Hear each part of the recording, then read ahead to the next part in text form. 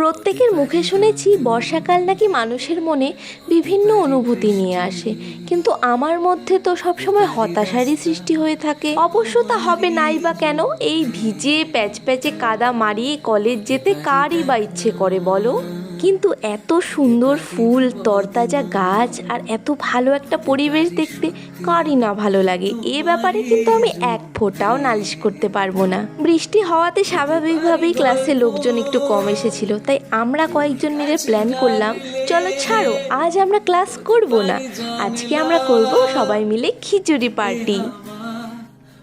ব্যাস কথা মাত্রই শুরু হয়ে গেল তোড়জোড়। আমাদের একটুখানি লাই দিলেই আমরা একেবারে মই দিয়ে মাথার ওপরে উঠে যাই।